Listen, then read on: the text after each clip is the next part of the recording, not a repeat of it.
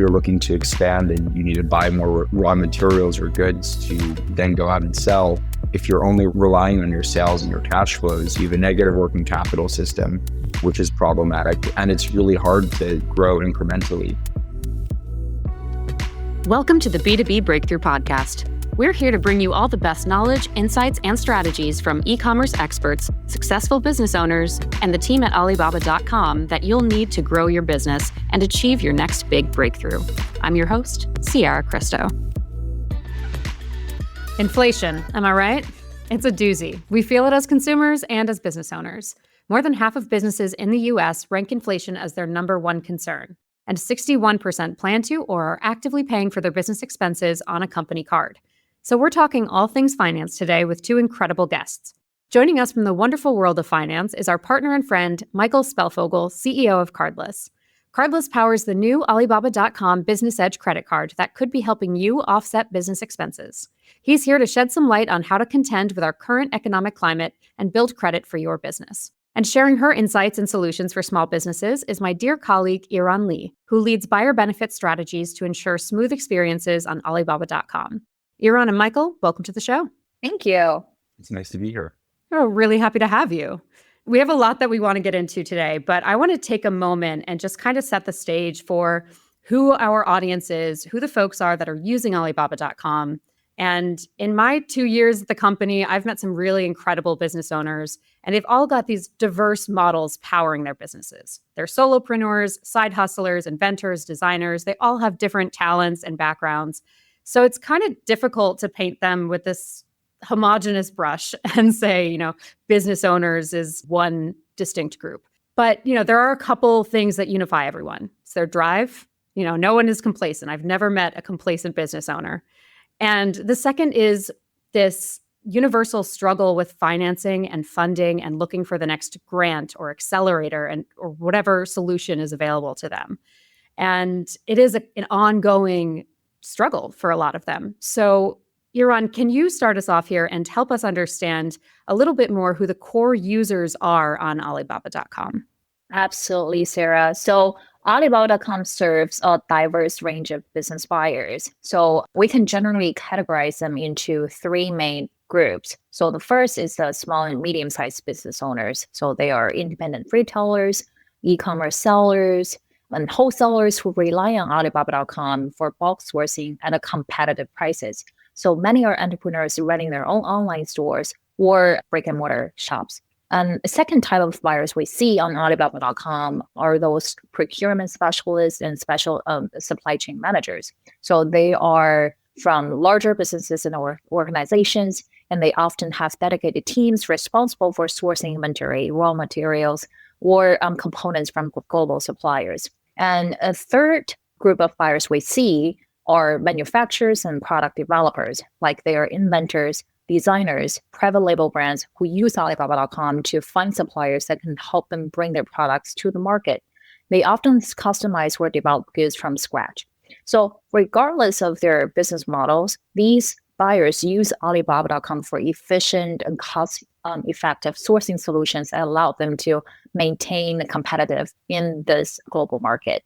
And can you talk to us a little bit about how these groups of buyers are financing their sourcing? What are those common methods they've been using to date?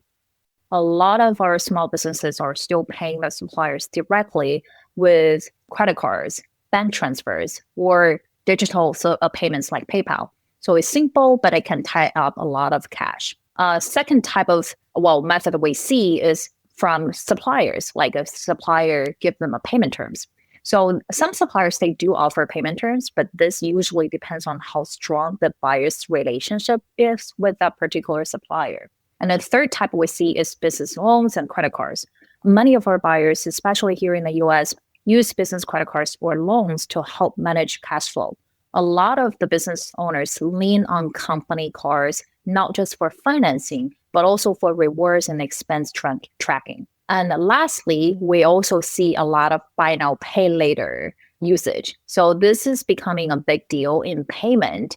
Instead of paying everything up front, businesses can split payments into installments, making it easier to stock up the inventory without draining their cash flow. So At the end of the day, I think businesses are looking for more flexibility. They need financing options that keep operations running smoothly without putting too much strain on their cash flow. Totally. And this is, I mean, this is a unique example for our platform in terms of the breakdown, but looking for those flexible solutions is a much broader problem. So, Michael, I want to come to you and talk a little bit more broadly about the ecosystem, and can you tell us a little bit more about the financing options that are widely available for business owners across the board? I think it's so interesting the vantage point Alibaba has and where the company sits. We found that the people using this credit card are largely in that first bucket.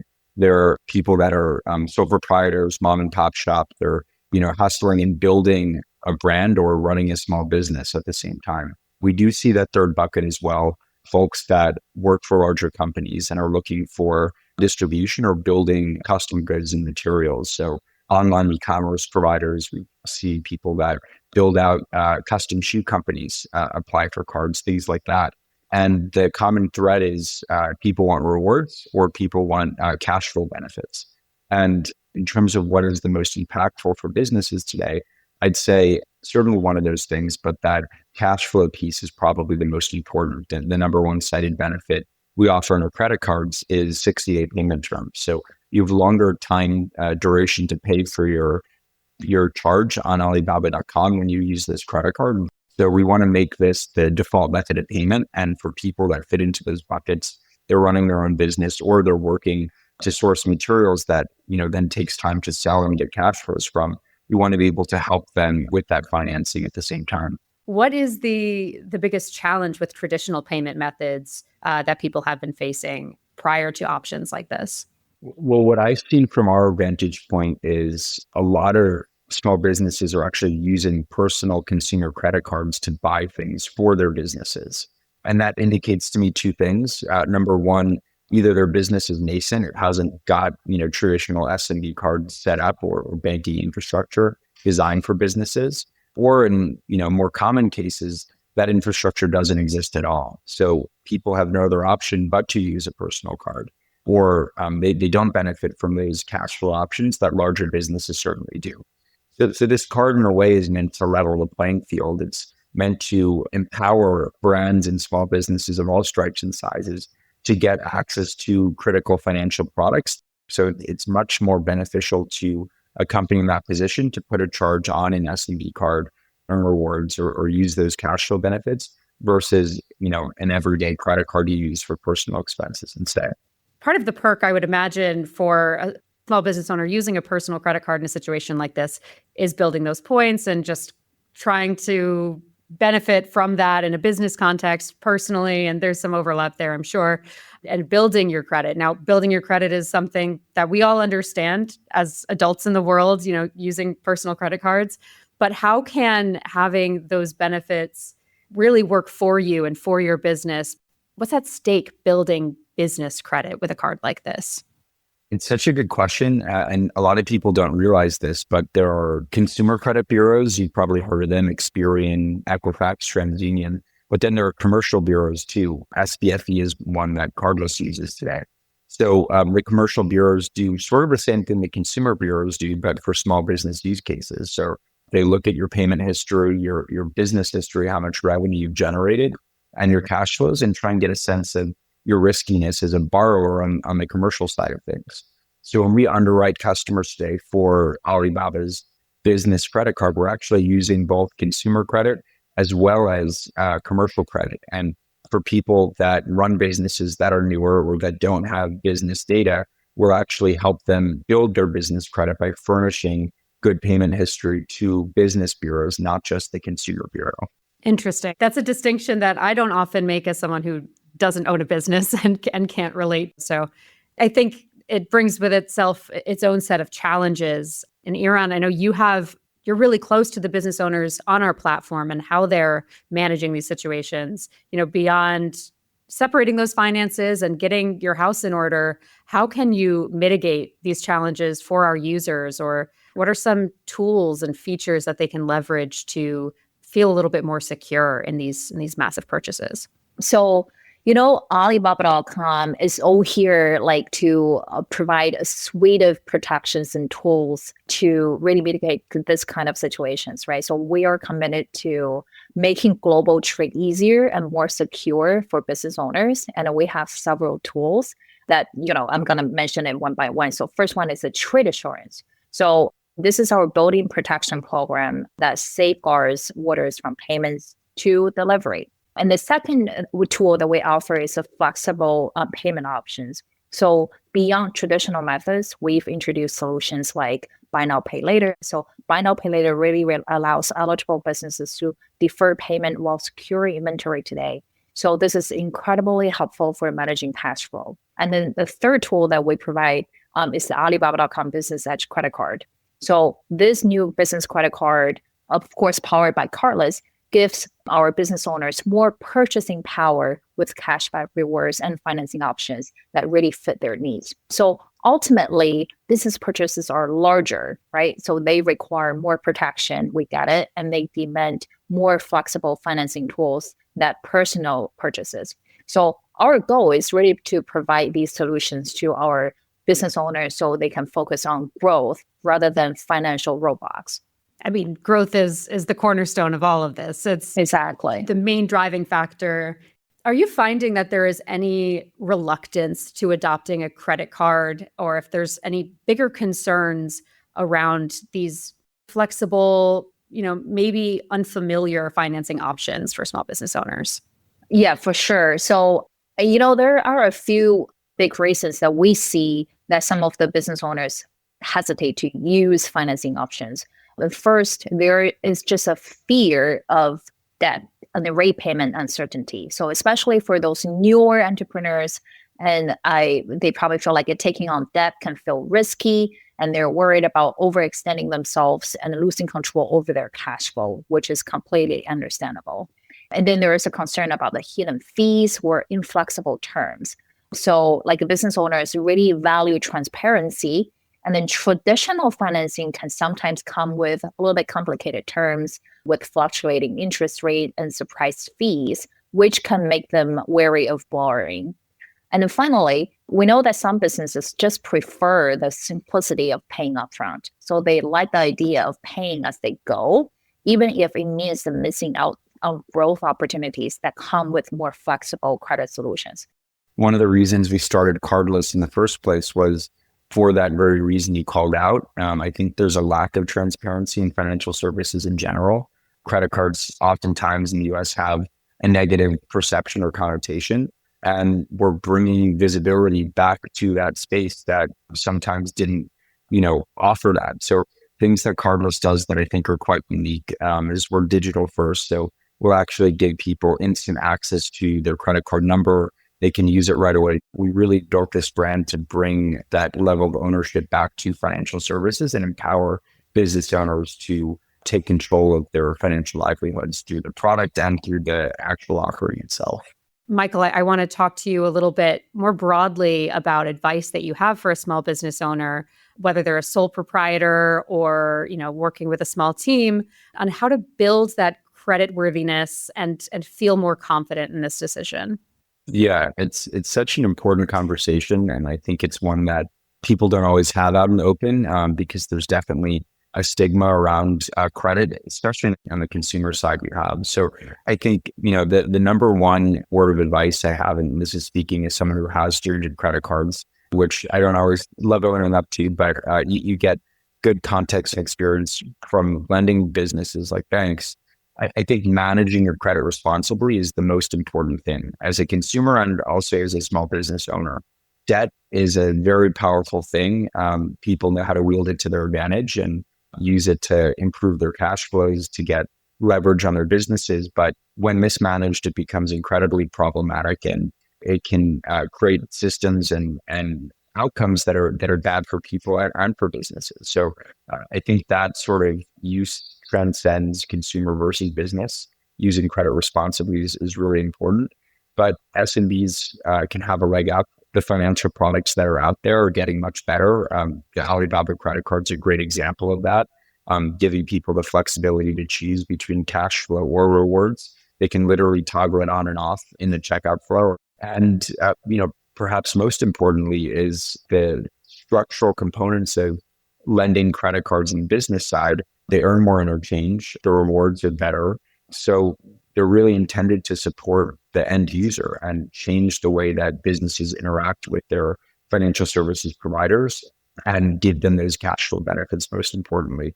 So you can spread out when you pay back the purchase of all the inventory and goods you're buying and then turning around and selling. And how does that benefit them in the long run when we talk about scaling your small business? It allows you to get access to capital more quickly, and that is the lifeblood of any small business. So, if you're looking to expand and you need to buy more raw materials or goods to then go out and sell, if you're only relying on your sales and your cash flows, you have a negative working capital system, which is problematic, and it's really hard to grow incrementally. So if you're good about your cash flows and you understand you're going to make more money over time, you can borrow against that future cash flow stream, use your credit card. Is the complexity of sourcing holding you back? Are you getting overwhelmed by information in an endless search? Now sourcing for your business has never been easier. Meet Axio, the world's first AI sourcing engine that helps you source like a pro with 5 key features. You'll get product inspiration that leverages real-time market data from comprehensive web insights, social media trends, and B2B knowledge.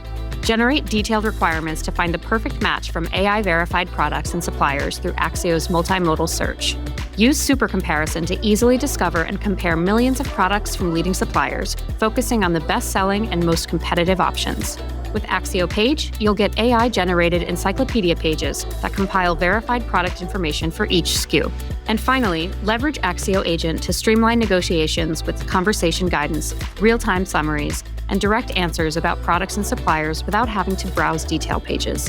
Head over to axio.ai today. That's ACCIO.ai to try Axio for free and start sourcing like a pro. So I just want to take a quick moment to address the elephant in the room, being tariffs. So Yiran, I want to talk to you a little bit about this. I know that this is a concern that's been brewing for a while now among small business owners, among consumers. And I mean, simply put, higher tariffs means that business owners need more access to that capital and more flexible solutions. So how are you finding small business owners are navigating this particular challenge? So one big strategy that they're using is diversifying their supplier networks. So they're looking at the suppliers in different regions, really just to keep the cost down, to keep it under control. So another approach that we're seeing is using financing tools to maintain purchasing power. So many of our business owners are turning to flexible credit solutions to help them buy in bulk without straining their cash flow. We're also seeing businesses placing larger orders just to secure better discounts. So when they have access to credit, they can take advantage of the bulk pricing and reduce their cost per unit. So finally, many businesses are negotiating with their suppliers. So whether it's for better pricing, extended payment terms, or bundled deals, so stronger supplier relationships can really go a long way in managing rising costs. And my perspective is to add real quick, the hardest part about the tariffs is the volatility of it. There was a 25% proposal in Mexico, Canada. That was paused, at least for the time being. China at 10%. 10% is a meaningful tariff. And ultimately, our view is that's passed on to the end customer. And that makes, life harder for everyone involved. And like Yiran said, that makes the access to financial products, access to lending capital, payment terms like 60 days and cash flow benefits for businesses even more important. So I think products like the Alibaba credit card are going to continue to gain in prominence at times where there's uncertainty. Yeah, for sure. And you mentioned cards like Alibaba's, and yes, there are a lot of great business cards on the market for to find solutions like this. So, but I want to talk about the different user that we cater to with ours. Yiran, can you talk to me a little bit about what the Business Edge credit card does and why do we even need it to exist? Yeah, that's a great question. So I think the truth is that the traditional business credit cards don't always work for Alibaba.com buyers. That's because our buyers, especially those e-commerce sellers and small business owners, have some unique challenges. So for example, they deal with high upfront costs for things like samples and customization fees. And then their products sometimes have shorter life cycles, so they need to move inventory fast. So while they want to buy in bulk for better pricing, they don't always have the cash on hand to do it. So that's where Alibaba.com Business Edge credit card comes in. So it gives them more flexibility to manage those costs without slowing down the growth, and also rewards them for business purchases and provides extra protection. So all in a way that's tailored to global sourcing. Yeah, it's an incredibly niche category. And it's great that there is finally, That's right. going back to some of the archetypes, some of the different kinds of business owners that use our platform. There's so much diversity in that group.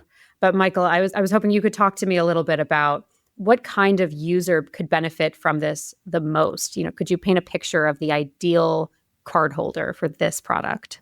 Yeah, of course. It's something we spend a lot of time thinking through as we craft the value proposition. Who is the intended audience? Who's going to get this? Who's going to benefit from this the most? And, look at the benefits we're offering. So if you need or you have a problem with your item, there's, extended order protection on it. And there's the regular day-to-day rewards, which people come to expect, not just on Alibaba, but bonus rewards in different categories related to business, shipping and online ads and things like that. And then, of course, that 60-day payment term. So I think the people that benefit from this the most are small business owners that buy frequently in Alibaba.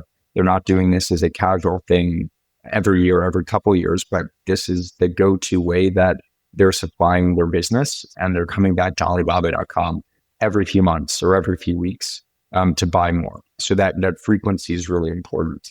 Businesses that have a need for changing how their cash flows work, this product is great for. And if you combine it with the rewards and benefits the card offers, if you're a frequent Alibaba.com shopper, that's the perfect combination.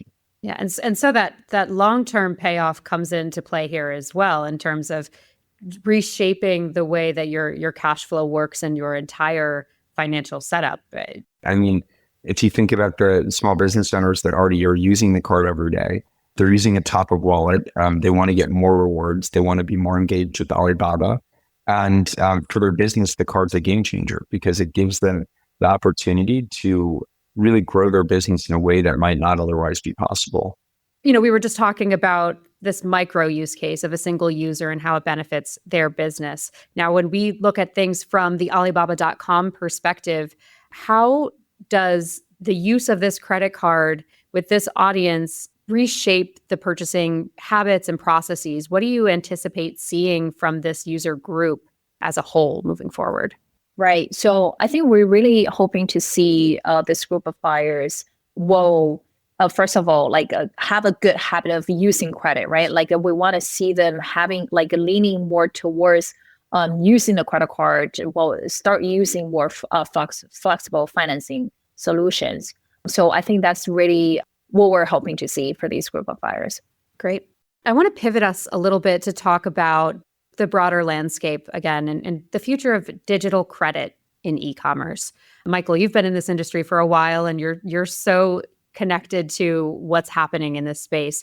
Can you talk to us a bit about what's next for digital lending and how AI, alternative credit scoring, or blockchain play a role in this environment, in this movement?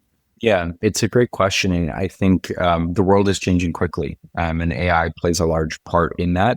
Things that I think are going to happen in the next 5 years are that consumers and small businesses are going to default to getting their financial services not through traditional banks and brick and mortar branches, but through brands that they know, that they trust, and that they interact with on a frequent basis. So I wouldn't be surprised to see more consumers gravitate towards financial products issued by brands like Alibaba. Cardless helps work with Alibaba to understand a business's cash flows and financial livelihood before they ever apply for the product to see if it could be a good fit for them. And I think we'll see that trend continue with more and more brands using data they have access to get a better understanding of a brand or an SMB or a consumer's financial livelihood, and then build products that are AI enabled to make that experience better, whether it's chatbots for customer service, whether it's better data sharing to give offers that are relevant to them and their business. But I think those changes are going to happen at a pretty record pace over the next couple of years. There's so much to learn. It's almost overwhelming Yeah. to really weigh the options of the different products on the platform, different options to proceed with a major business purchase. And these purchases are massive. So Right. keeping that in mind, I want to talk about moving forward and preparing for options like this. So what can Alibaba.com buyers do? Those folks who may be interested in this credit card option, how can they prepare for integrating this into their day-to-day procurement practices? Yeah, I think two things. So the first, I think our buyers to really evaluate on their current purchasing and cash flow situations, and then really to understand like what are they using, right? Like, do they have some cash flow constraints? That what strategy are they using now? What strategy can they using in the future? And two is really consider their growth goals, right? So if they're looking to scale their business, flexible financing options could help them tremendously in helping them secure inventory faster and then expand their product offerings. I think buyers should definitely evaluate their current situation and think about long term how they want to grow and where they want to be, maybe in a year, in 3 years, and in 5 years. I want to come back to the buy now, pay later option as well, because we've seen that as an option in the marketplace from a consumer perspective since 2005. It's been around for a minute and it's been steadily growing in the past 20 years. As that has been growing on the consumer side, have you seen B2B habits changing alongside that buy now, pay later option? Has that been integrated more and more on the business owner side? Is that like a competitor to digital credit? Yeah, it definitely is. At its heart, buy now, pay later is just a one point moment in time financing option. And I think the reality is that there are a lot of different ways that people and businesses can finance things. The thing that I love about credit cards and what I think makes this company great is that we're not just building this one-time relationship with the customer where they say, I want to finance this big purchase, pay 6 installments and be done with it. We're actually trying to support them and build a product that is longer lasting. And it's a credit card that works in perpetuity. So we're constantly giving them access to capital. Yeah, I would say both buy now, pay later and the credit cards, they serve different purposes, right? So our buyers really evaluate and, use both, but maybe for different scenario, different situations. For Alibaba.com, we definitely are seeing an uptick in terms of the number of our buyers using buy now, pay later options.